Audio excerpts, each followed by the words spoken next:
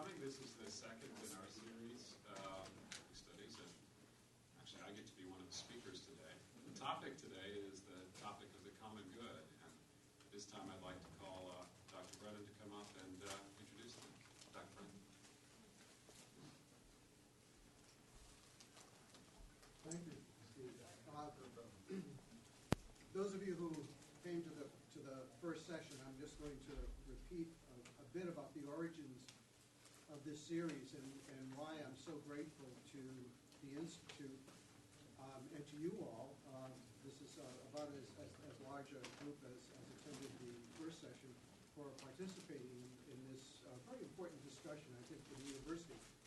When I first learned that the Institute for Policy Studies and Catholic Studies was going to be sponsoring a conference in May on Rerum Novarum, it occurred to me that this might be an opportunity, an educational opportunity for our newest students who are the first year experience, in the core courses of the first year experience, to get a more systematic introduction to Catholic social teachings, which will culminate in a conference, even though the conference was at a scholarly level that was somewhat beyond them, or will be somewhat beyond them.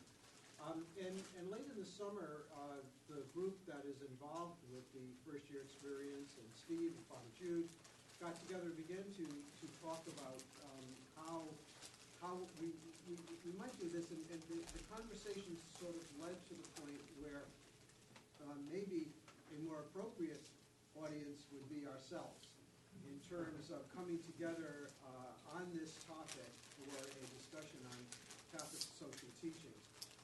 And so, as Steve said, this is the second of the series, and I think this is a very important conversation for us to have internally as we move toward this conference on Rerum Novarum. The encyclical itself was published in May of 1891, which was shortly after the university was founded. And I think that, and we're going to find out a lot today because of Maria's presentation, that there is a history of the university that is interwoven with Catholic social teachings. So without further ado, I'd like to turn it back to Steve, and thank you again for coming. Thank you, Jim. I realize I've been remiss in my introductions too. Here on my left is today's other speaker. Please welcome Dr. Maria Mazanga, who's an education archivist at the University.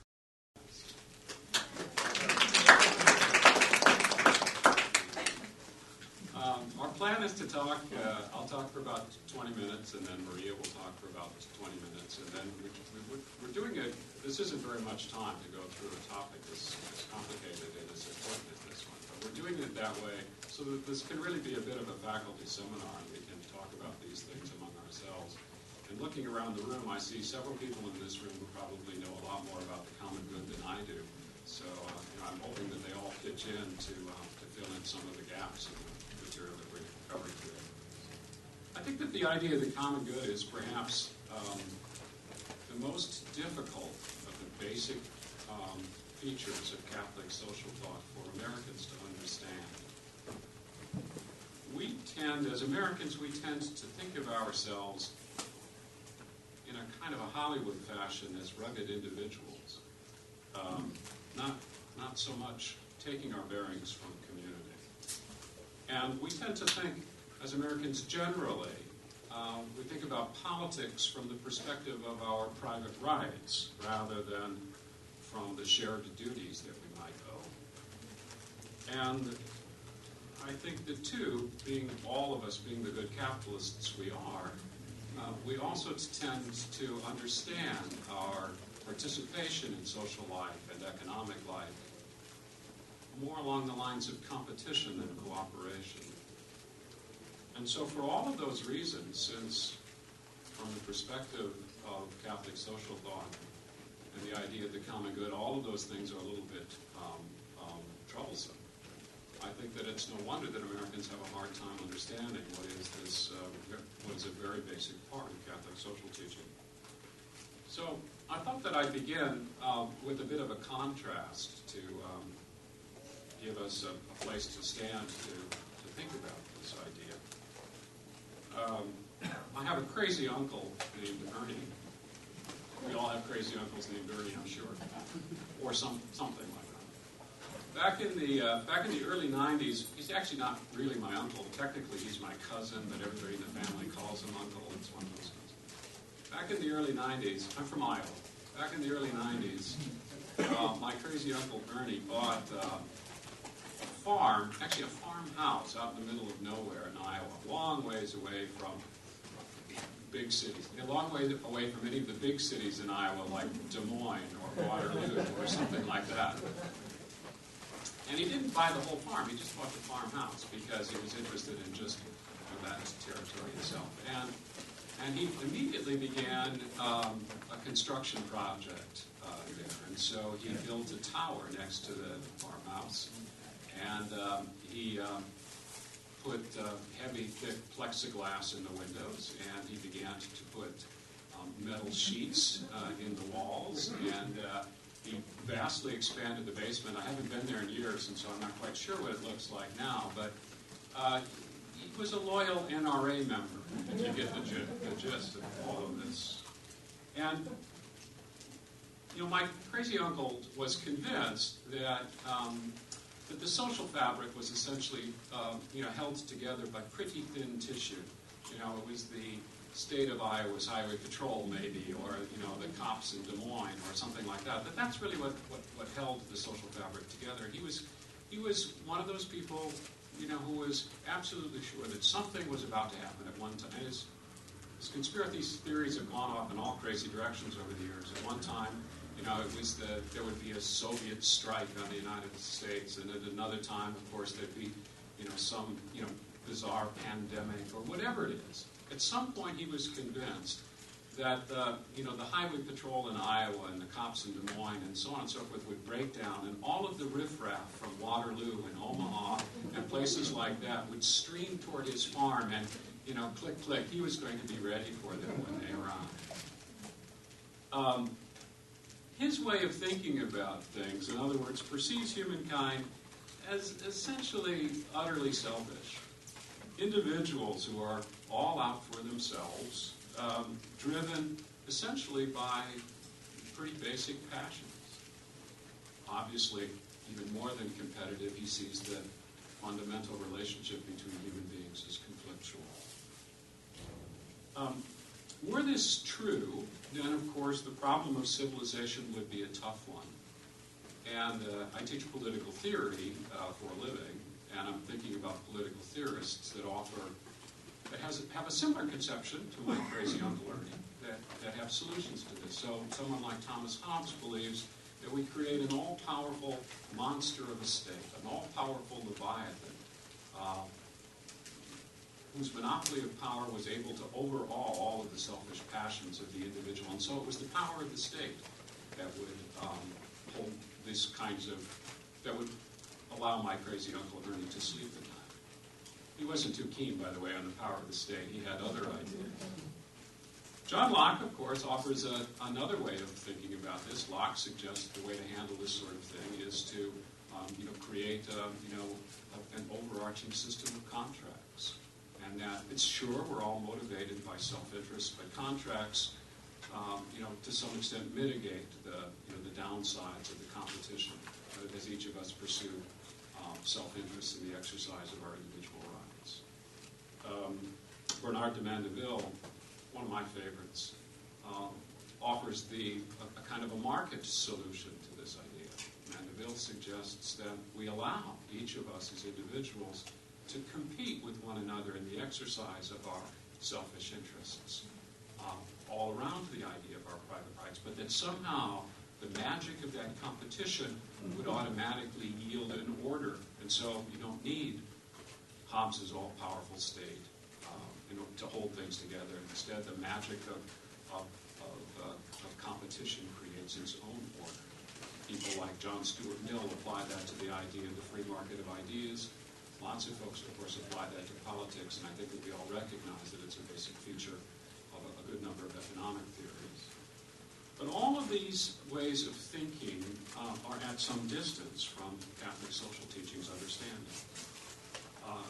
from the common good understanding of things, which is an older and based on an older and more classical conception of humankind that sees human beings not as individuals who are fundamentally in competition or conflict or motivated by self-interest against one another, but sees human beings as naturally communal.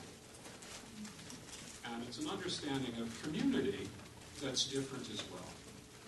We tend to think of community as a collection of absolutely separate little dots of individuality that interact with one another on the basis of their individuality. In contrast, this older notion sees the community as fundamentally corporate in nature, like a body. Not in the sense that we're all equal with one another in some kind of an identical fashion. It recognizes the difference of hands and feet and eyes and so on and so forth. It recognizes the difference, say, for example, of labor and management, thinking about Wisconsin right now. It recognizes those basic natural differences in society, but nevertheless it understands society as a kind of a corporate whole in which each of us have our part to play. And we play that part for the common good.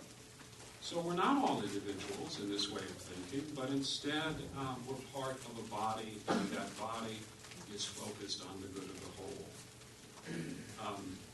We owe duties to each other in community, and those duties that we owe to each other in community, according to Catholic social teaching, are prior even to our private exercise of rights in some measure. So what we owe to each other in light of the common good is prior even to rights. Property is a good way to get at this, I think. I see David Walsh here. I hate to admit this, but back in the 90s when I took a sabbatical, maybe the provost should close his ears here too. I used a good portion, 2 months of that sabbatical to walk the Appalachian Trail. I got on the Appalachian Trail, I guess, down the New York border and walked it all the way to the end in Maine. And I mean, it's an experience I recommend to all of you, but I remember in particular one day I was walking with my hiking buddy was a priest. Not that that makes it any better necessarily. Priests can be nasty creatures too, especially after months. But I remember we were walking for days and days and days through this absolutely gorgeous stand of white pines. And we're talking to people occasionally on the trail, and we find out that this particular stand, which is in southwestern Maine, this particular stand of white pines is the last virgin growth of white pines in North America. And we hadn't been, because we were really out in the wilderness, we hadn't seen any signs that identified what this stand of white pines were. And we assumed that it was a national park or maybe a state park or something like that. Well, in fact, when we finally get to a logging road, we find out that this last stand of white pines is owned by a paper mill.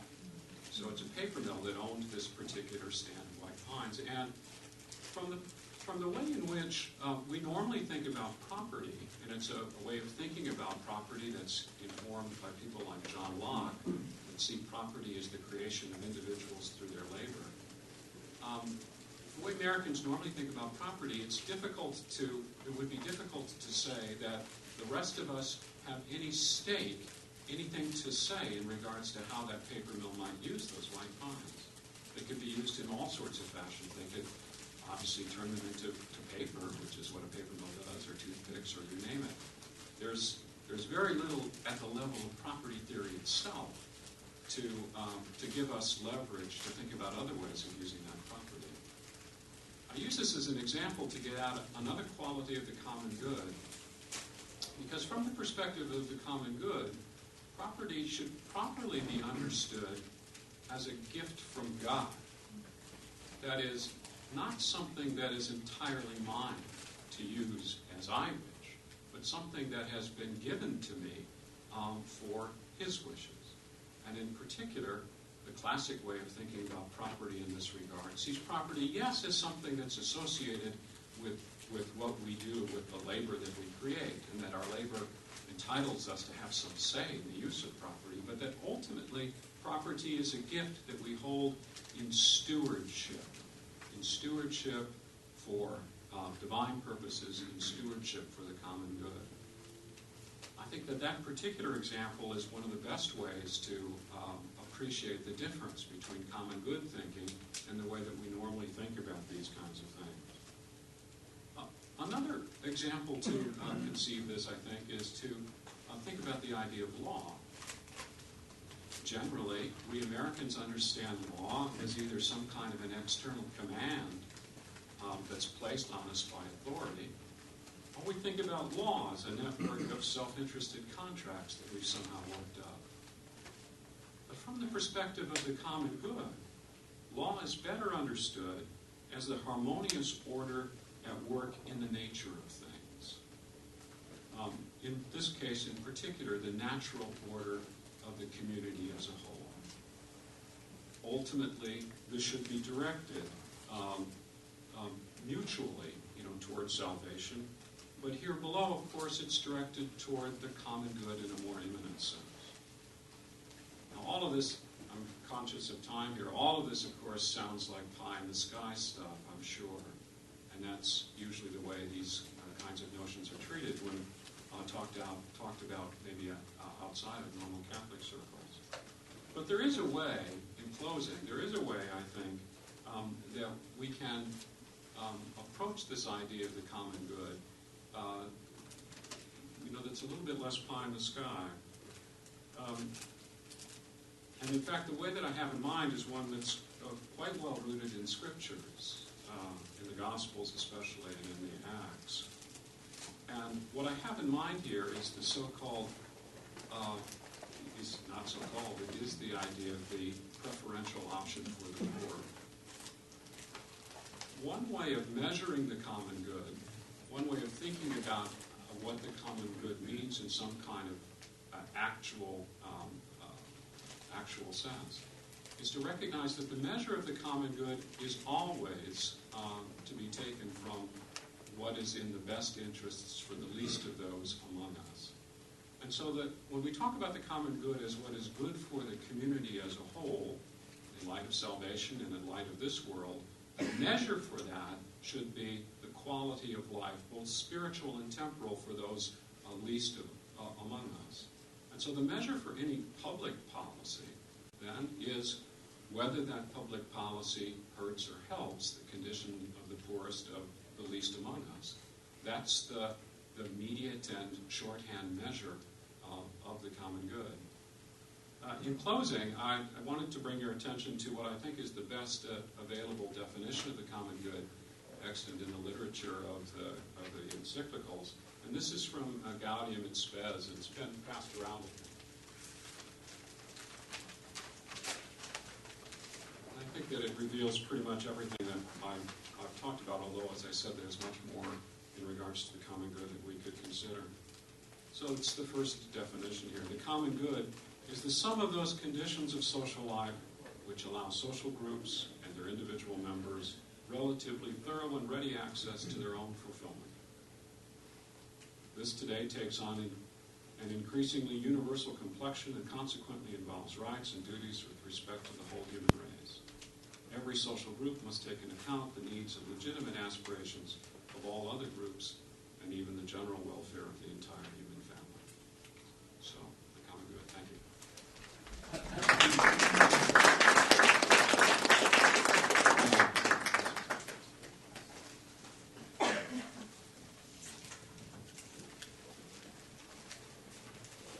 Greetings.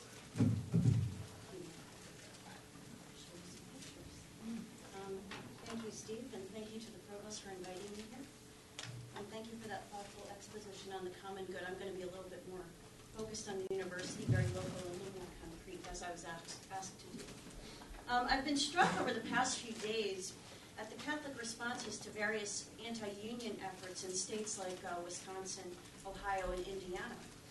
Last week, the Archbishop of Milwaukee, Jerome Listecki, issued a statement reminding Catholics of Pope Benedict's 2009 endorsement of labor unions, which itself cited the beginnings of such support in Leo XIII's Rerum Novarum, as has been mentioned here.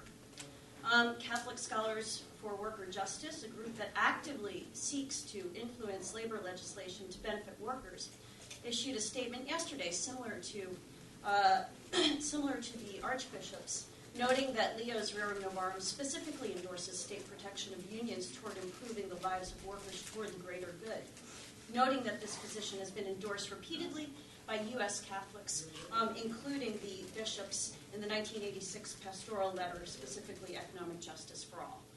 So these are the issues of the day right now, and it's very interesting to see Catholics come out in support of labor unions at this point. Several other Catholic groups have similarly been called into action on behalf of workers toward maintaining benefits for public employees in several different states, as we're seeing, currently threatened with the loss of collective bargaining and other worker rights. Now, this is all very familiar to an historian. I'm trained as an historian. And within the American Catholic tradition of support rooted in the teachings for worker rights dating back to the 19th century, really, when millions of European and Latin American immigrants toiled in the nation's factories and mines with no tools at their disposal that could be marshaled toward improving their abysmal workplace conditions. So there's a familiarity here, a change in circumstances somewhat, but a familiarity here for anyone interested in American Catholicism. Now, Rerum Novarum, of course, has been referenced in support of unions since its issuance in 1891, of course. Indeed, this seminal document has been a trigger not only to support for labor unions, but all manner of Catholic action, right, on behalf of the larger community, right here and around our own university. So I'm going to say a few words about that and other teachings which have inspired a range of activities and organizing right here in our own neighborhood. So, led by several different figures with exceptional leadership abilities, stewards, if you will, such activity has been aimed at improving the lives of workers, of children, the aged, the poor, and other vulnerable groups toward the general improvement of the common good across the 20th century. An appropriate individual to start with is Father John A. Ryan, who some of you are familiar with.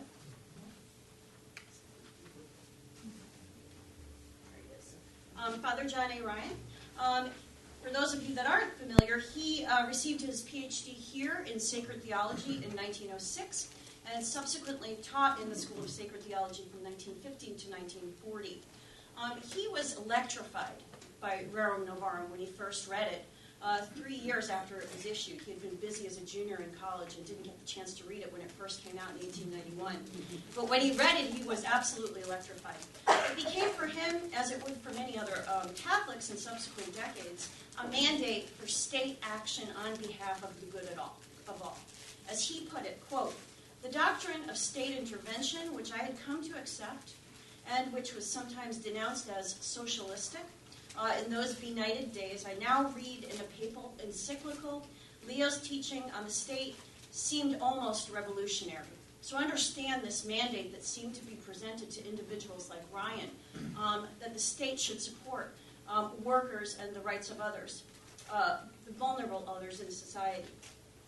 Now, the encyclical, coupled also with influences related to Ryan's own Irish-American upbringing and Midwestern populist roots, would inspire Ryan's substantial and influential advocacy of a range of programs and legislative measures aimed at the good of all.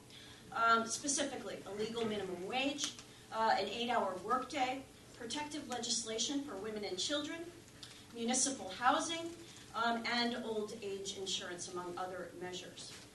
And he would write scores of books and pamphlets that drew from Catholic social teaching to justify the state role in ensuring such protective measures. His dissertation, published in 1906, called A Living Wage, was a seminal work on the subject and carefully considered the question of the living wage. He believed, too, that excess was as bad for the broader community, as bad for the common good, as poverty. So he was also a vocal advocate of living within one's means and as modestly as possible.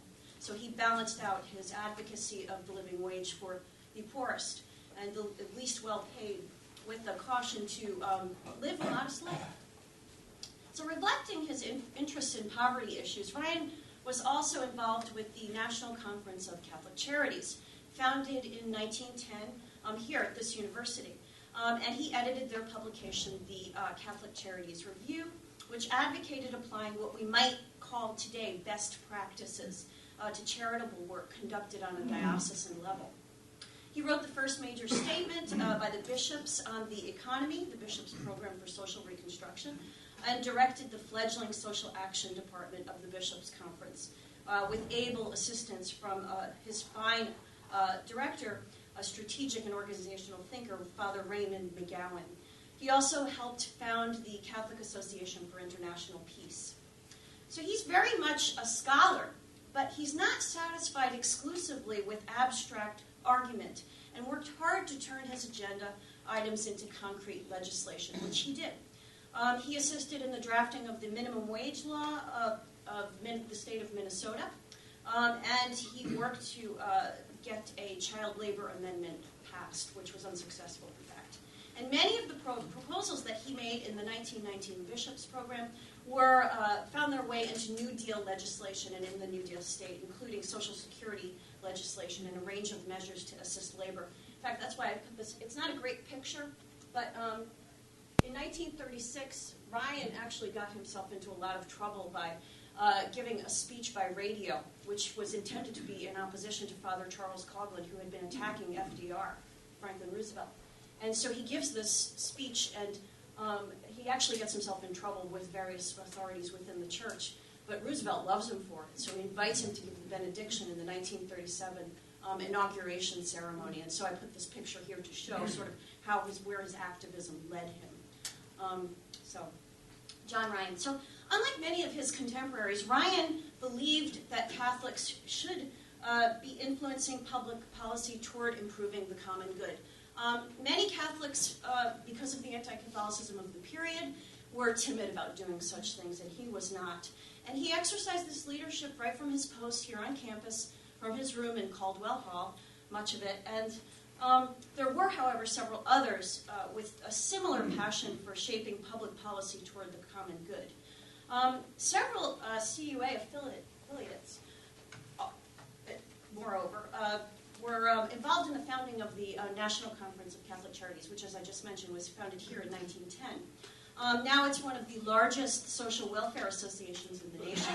And the conference organized specifically in 1910 to better coordinate and educate individuals involved in diocesan charitable networks. They also came to exercise strong influence on protective legislation for the poor. Its leaders, Monsignor John O'Grady in particular, who served as the organization's general secretary from 1920 to 1961, quite a long tenure, would not only steer charitable practice into modern times, but offer stewardship in founding its international incarnation, Caritas Internationalis, in 1951. Among the key figures in the founding of this organization, the National Conference of Catholic Charities, the name was later changed to Catholic Charities USA, which is known as now, was Monsignor William J. Kirby. He, at the time, was a professor in the then fledgling field of sociology who served as the organization's secretary for its first 10 years. Now, Kirby's application of progressive social work ideas to Catholic charitable practice is key here. It was original. It was decisive in the formative years of the organization. He challenged specifically the individualistic, the atomistic terms in which early 20th century Catholic charity was understood, downplaying the idea of poverty as a product of the individual's lack, a lack of thrift, or the individual's misfortune, for example. And he emphasized a more systemic view of its origins, which all of us sort of take for granted today when we think about charitable practices, especially those of us in the field.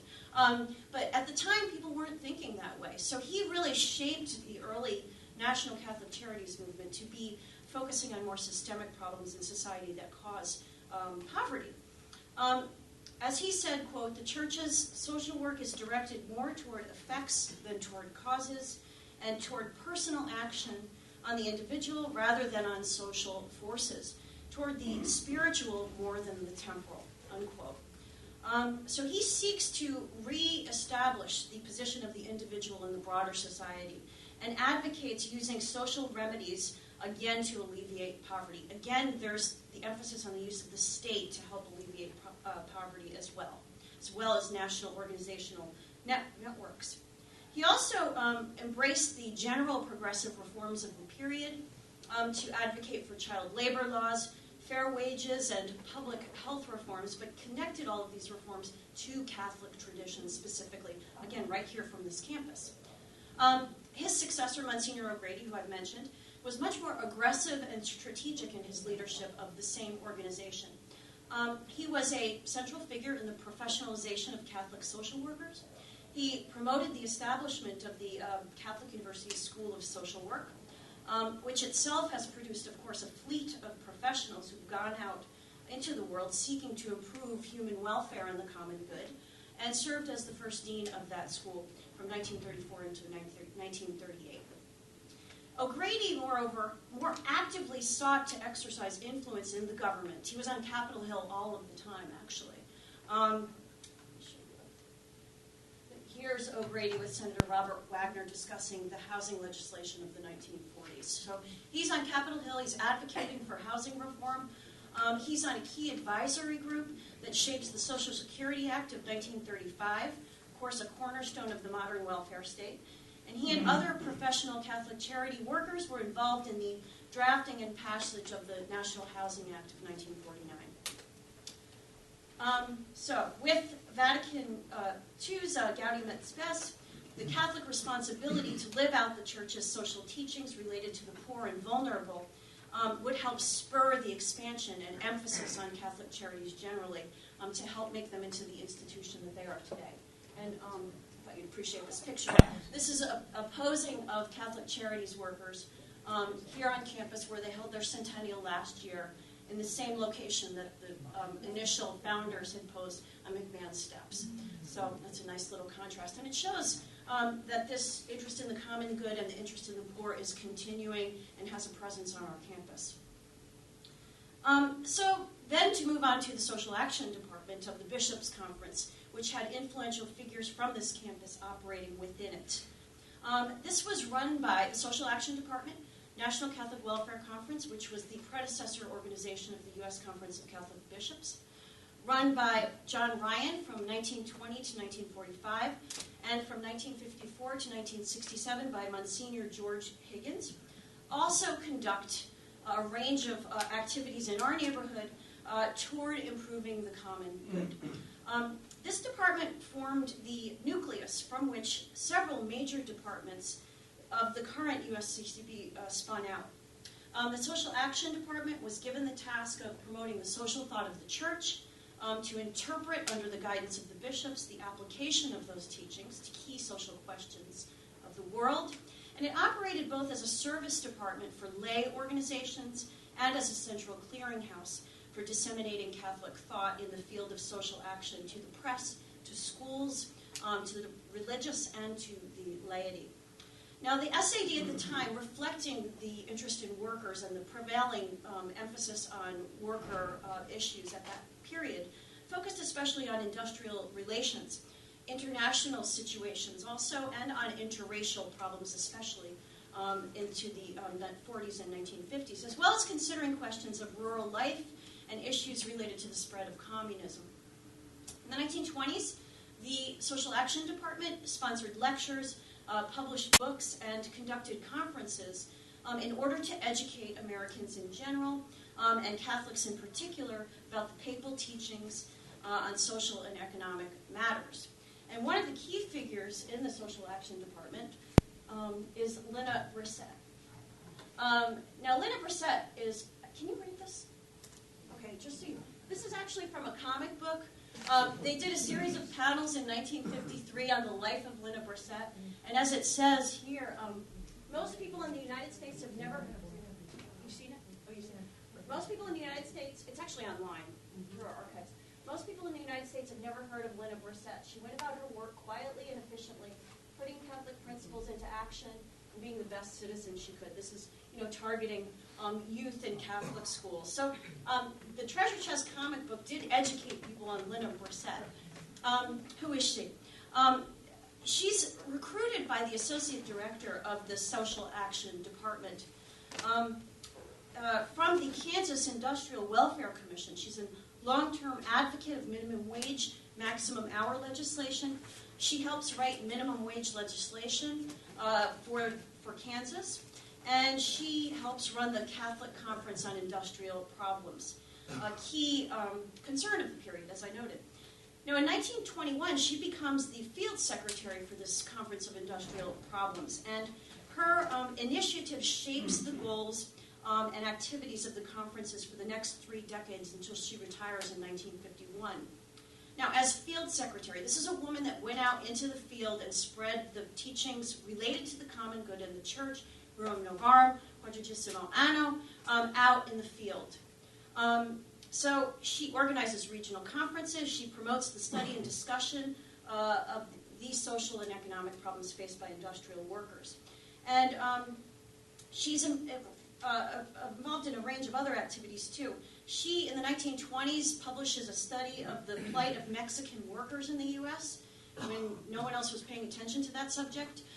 She was conducting conferences on racial problems and labor relations, and she was also coordinating priests' institutes to educate priests on the teachings within the church as well. She was also a dedicated advocate for women in industry. She served as a consultant to the Industrial and Social Action Committees of the National Council of Catholic Women. She held summer schools for wage-earning women as well. So despite her wide-ranging activities, however, after her retirement in 1951, it was clear that the Conference on Industrial Problems was too limited to assimilate the broadening fields of Catholic social action. So fields broadened outward, and we have the formation of many, many new groups based on the seeds sown by these particular individuals. So by 1957, the Conference on Industrial Problems had broadened its focus. Now, the most influential leader, who I'm sure many of you are aware of, clerical Catholic leader in the latter half of the 20th century, is Monsignor George Higgins, who actually lived in this building. He retired in this building, Curley Hall, after 1980, and he died in 2002. He's a CUA graduate, also lectured in social service classes here and directed dissertations here up into the 1990s. And he helped sustain the momentum of labor organization during the complex changes of the late 20th century.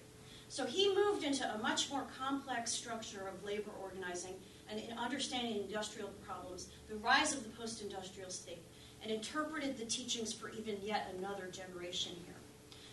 Born in Chicago and ordained for the priesthood there, he spent his entire adult life in Washington, D.C., right around here.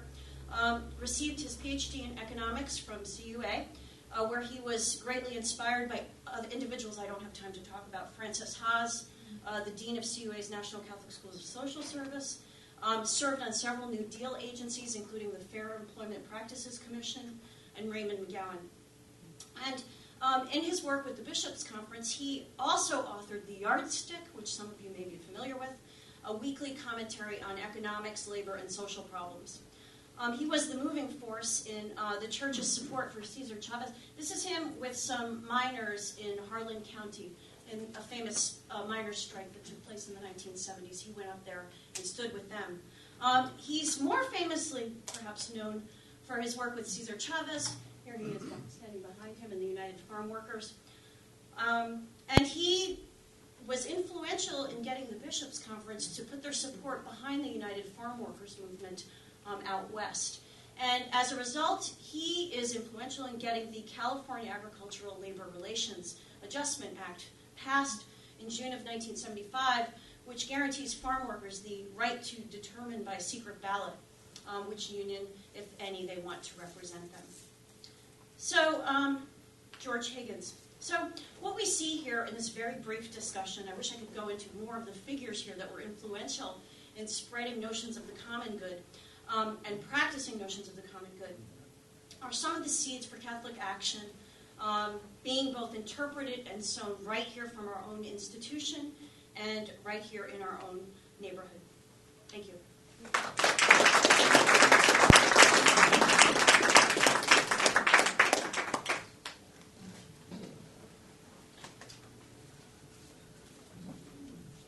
Well, as promised, we wanted to leave quite a bit more time for discussion this time than we have in the past, so the floor is open for discussion, questions, whatever you'd like.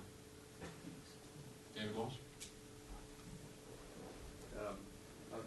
First of all, thanks very much for this exercise in the common good in providing us lunch. It's a rare opportunity here at CUA for us to sit down and have lunch together and just talk about things that are of mutual interest, not business. We always talk business. But one of the rare things at the university is talking about ideas. So I just want to acknowledge that and thank you to the provost and to Steve and the organizers for this. Let me just explore the question of the common good, since it is a major theme, and certainly in Catholic social talk. One of the, I always have a little bit of a unease whenever I have to teach these documents, because they seem to operate at a certain level of generality, which provides very little instruction as to how they might actually be applied in practice. The common good is about the most general notion that we have. Now, what does that mean? Does that mean that we must support public employee unions? Because the opposing argument is that these public employee unions are a threat to the common good. That by contributing heavily to one particular party, they select the management with whom they negotiate. So they negotiate very high benefits for themselves. And the poor taxpayers have to pay this. And they are on the hook for, billions of unfunded pension liabilities, where states are likely to go broke. Now, the common good would seem to instruct a very different view to what has so far been suggested, namely that we might sort of unthinkingly be sympathetic to public service employee unions. This has nothing to do with unionism generally or with unions as such. But just in this particular instance, there are arguments for the common good on both sides. So it's one of my main concerns is, how indeed a common good, the notion of the common good, helps us all that much. Maria's looking at me. I'm not quite sure why. Of course, all of Catholic social teachings are, it's prudence all the way to the bottom. So we're talking about exercises of prudence. None of these things can be reduced to some kind of a formula, that says that the common good requires us to support the Teamsters, or that the common good requires us. On the other hand, I don't think that it's completely vague in general either. As, for example, my reference to the preferential option for the poor is one of the most concrete measures for, any determination of what the common good might be. And I think that too, we could add to that as well. The common good requires us to think about what is good for the whole. That is not what's good for any of the parts, not what's good for any private interest or individual group, but rather to think about the larger picture. Now, how that helps us in regards to state employees, unions, I think that's a much more complicated question. But on the other hand, I don't want to. I think it would be a mistake to imagine that the common good is. I think, as I said in my talk, just pie in the sky talk. I think that it really is, something that's very valuable and useful to apply to questions like the one that you raised, David, the situation in Wisconsin and elsewhere. Bill? Well, since our gentleman behind me has brought the issue, I'd like to pursue it just a bit. If I heard you correctly, you didn't say it is asserted by some that the unions gouge the taxpayers. You asserted that, in fact, that's what happens. but I would say there are standards for judging whether or not a union contract embodies a good only for the union, or whether in fact it is good for the society. Having been a union leader myself in Connecticut, I have a feeling from what we were doing that in fact not then and not since in Connecticut have our efforts on behalf of union workers been shown to be outrageous gouging of the taxpayer. I think what I heard certainly involved the kind of variables that we want to talk about. What is fair to the taxpayer? What is a living wage for the work that is being done? I think all of those are embodied, and I just don't like to hear asserted what I think is up for a very careful analysis. Well, I would say, we're talking about current circumstances, and I'm just going to say, for example, I think in John Ryan's universe, workers did not even have the tools to bargain. And we're talking about collective bargaining rights being taken away from workers. And without any collective bargaining rights, one cannot even state one's position. I would just say that. So Ryan was actually arguing that labor should have these basic tools for stating their rights. And then you go to the table with those. Higgins, on the other hand, was very much into arbitration.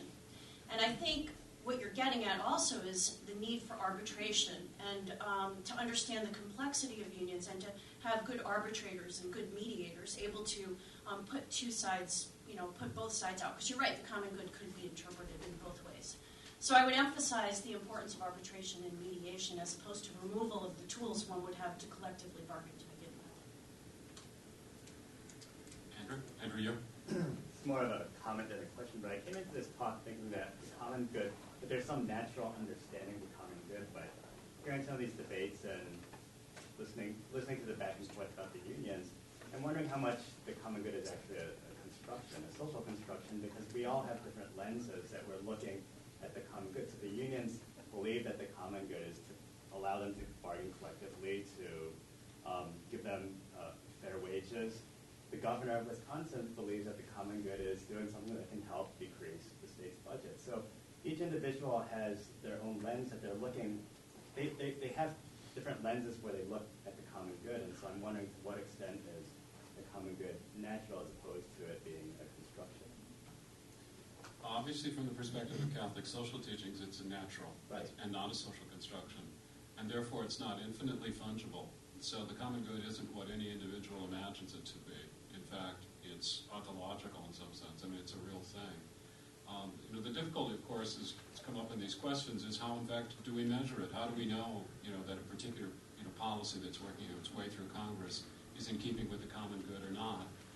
And ultimately, that's a question, a prudential question that we have to struggle with. But it's a struggle that doesn't happen in a complete vacuum. That is, we have real measures in this idea of the common good. We have to think about what is in fact good for the whole of the community, not a narrow part of it, but the whole of a community.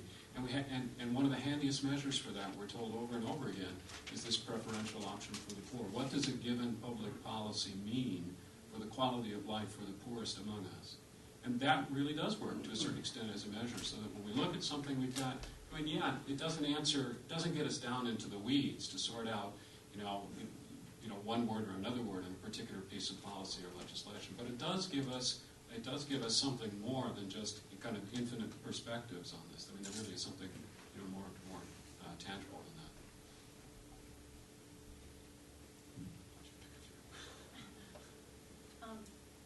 Tony?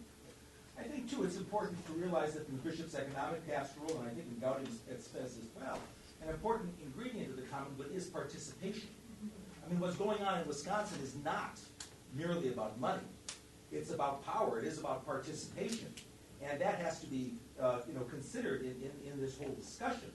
I mean, I think, Maria's point, about Monsignor Ryan saying that, it's important for workers to have the tools to come to the table and have a conversation, that there is some type of, power relationship. I think, in terms of community organizing, it's important for communities, to have the tools to be able to negotiate with those in power to pursue their interests. And I think we can define interests in a way where it's not just exclusive but inclusive. And I think one sense of the common good is defining interests inclusively, on a much wider range than simply money or a certain hierarchy where I'm on top and I deserve the greatest amount, and you're on top and you deserve the least amount of both power and resources.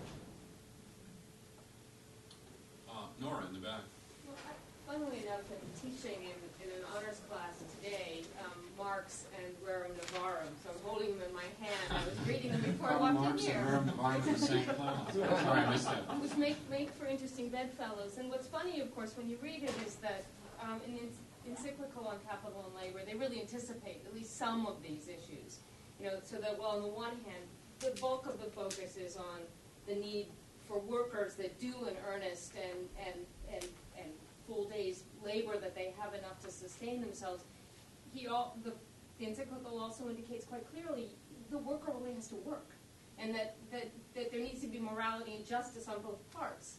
And I was thinking of that. I won't name any names, but eating in a certain dining hall here recently, where trying to get a clean plate and get service felt impossible. It took like 5 people to get a fork for me, and I was thinking, is this what happens when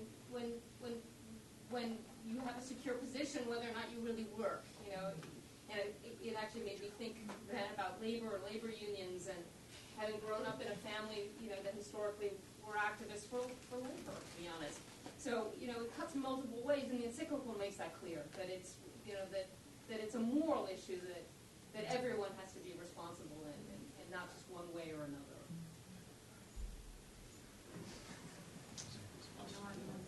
Bill Dingus?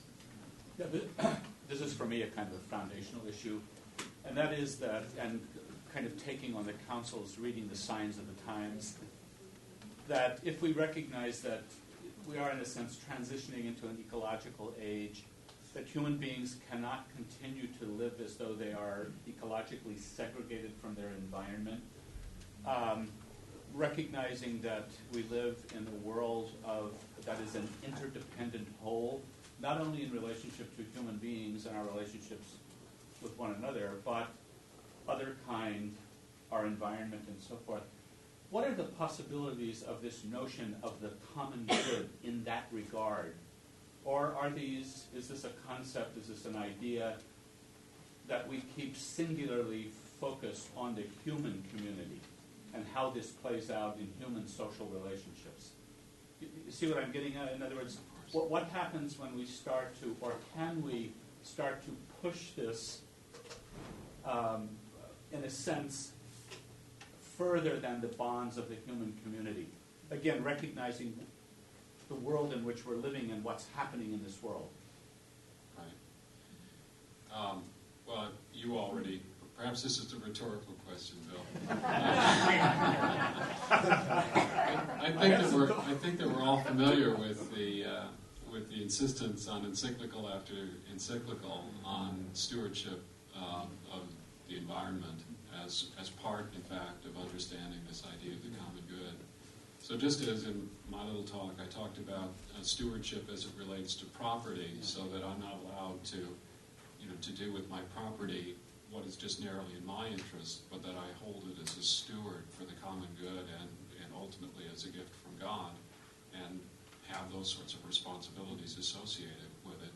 In the same way, that idea of stewardship, in the way the Catholic social teaching presents it, imagines that we have a similar stewardship, a similar kind of responsibility about the earth, about all creation, and that it's not ours to do with as we wish, but in fact we hold it in trust, we hold it as stewards, as a divine gift, ultimately perhaps to be returned.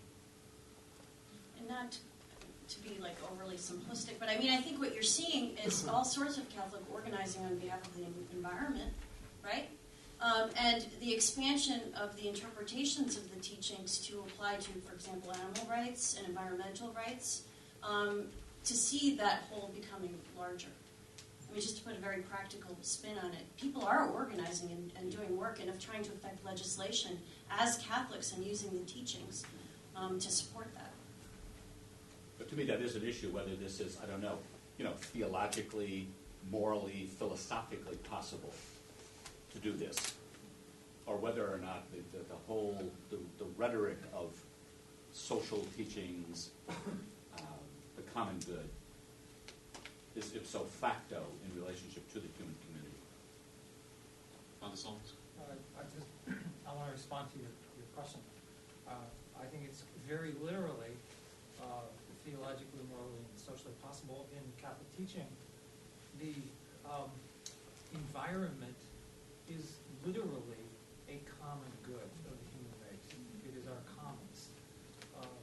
And if we approach it that way, it leads to a very solid foundation for all of the environmental efforts that go on. So I think that common good begins with the common goods. That is, the goods that can't be converted into property, but that we have to share in common in that regard. And Enrique Pumar? I think that one way to think of the common good is to think of the common good as a public good. Using economic theory, public choice theory. So my question is, how does Catholic social teaching, or what does Catholic social teaching says for us to overcome the free riding problem that occurs in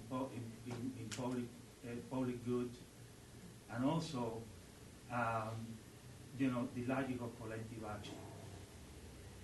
Is there in Catholic social teaching that says we need to overcome these two problems, which are perennial problems in public good theory, to achieve the common good?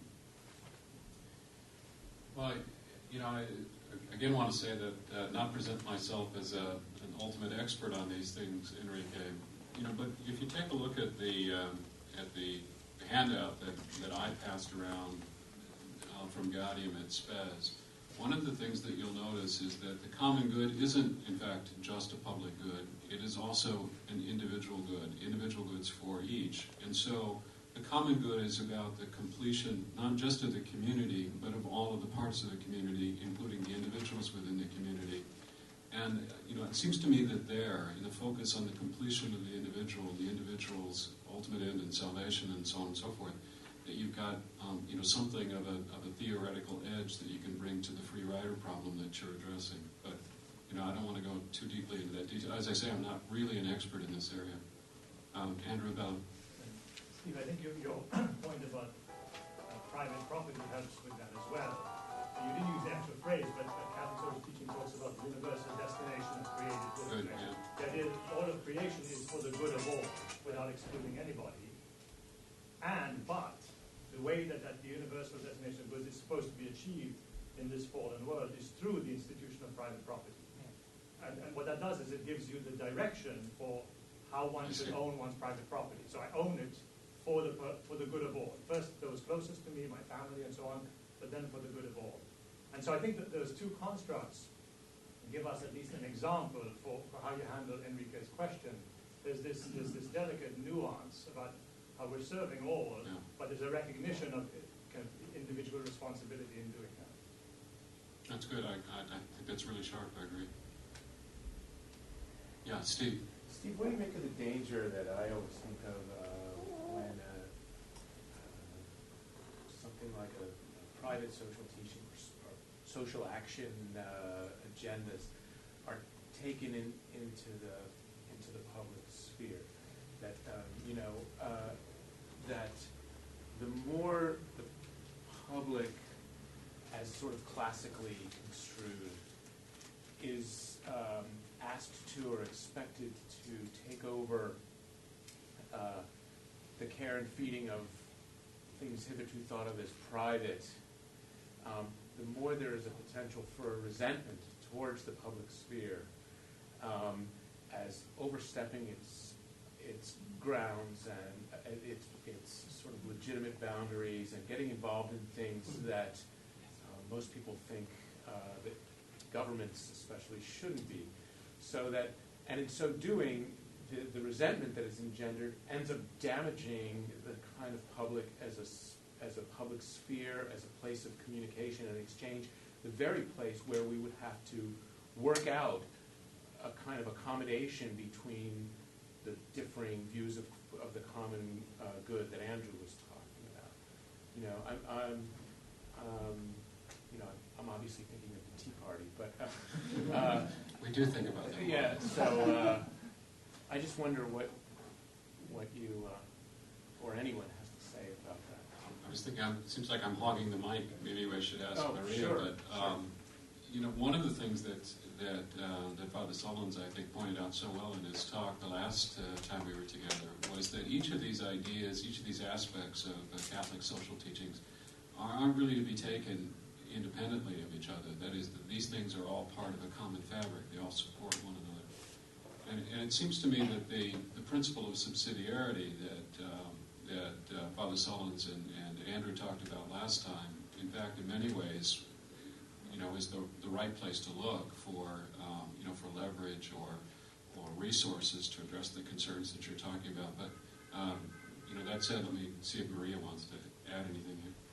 Well, I was just thinking about how the resentment, you're talking about resentment being engendered by hitherto private functions being moved into public functions. And it makes me think of the public intellectuals as mediators of discussion, able to justify that where it is necessary, and the state of discourse and discussion. And you know, I think of individuals like Ryan and Higgins that really could mediate the teachings to the broader public, and how that helps buffer some of the resentment that may result. And even if it doesn't, and there's disagreement, which is healthy too, you know, there would be room for discussion, right, that wouldn't turn into the kind of resentment that you're talking about. But that's just off the top of my head, I don't know. We have a lot of talent in this room, so if anyone else has something to raise in this regard, David? Nobody else is in line. I'll jump back in then. Partly in response to Bill Dinge's question about the environment and so on. We'd be hard pressed to find anybody who's against the environment. There's nobody against the common good. There's nobody really against the poor. I don't know of any organized public expression. What we're generally against is the various solutions that are proposed to these problems. You know, it's not so obvious even how you would help the poor people. Giving them a handout is not necessarily the best way. Giving them a job is far preferable. But how do you do that? That's the problem. And you know, I mean, one of the things that you know, since we're amongst ourselves here, we can let our hair down a little bit. One of the things that irks me about Catholic social teaching, you know, to be a good Catholic doesn't mean that I have to swallow everything. You know, especially economic advice that's distributed by the church. Let's admit these things up front, and let's not kind of kid ourselves that simply because there's a thing called Catholic social teaching, and that a few people at the Bishops' Conference put out a document that, you know, this is something that we have to step in line for, and that they necessarily have the expertise to do any of these things. I would be a lot more encouraged if I saw a little bit more humility, empirical humility, on the part of the people who put out many of these ideas. Let me be provocative here and ask Father Johnston to respond to that. Father Johnston, do you have a word of wisdom in this regard? Well, I could give you an example immediately. In a certain part of the world, just the other day, a notable authority in the church who is very much against the global warming movement. And he cites in detail scientists to support his view. And then recently in the parliament of the country, he was refuted by another scientist. So I can see the point of church authorities not getting into that area.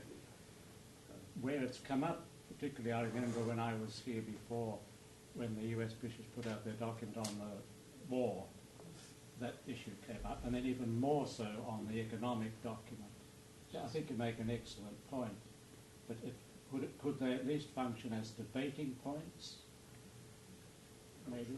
I'd be happy to. Robust public debate is what we live for. Bill D'Antonio? Just to show that I can reach across and find common ground here, I would extend your statement about suggesting that perhaps all the clergy or all the hierarchy are not necessarily more knowledgeable on matters as economics. I would add human sexuality to the suggestion. And there I go along with you very much when you say a little more humility would be in order. So I thank you for your... Father Pogorello? Well, speaking of humility, though, I think, you were talking about things moving into the public sector. Sometimes that happens because of failures in the private sector, failures to produce jobs, failures of policies. So in other words, there's room for a lot of us to be humble, all right? Right.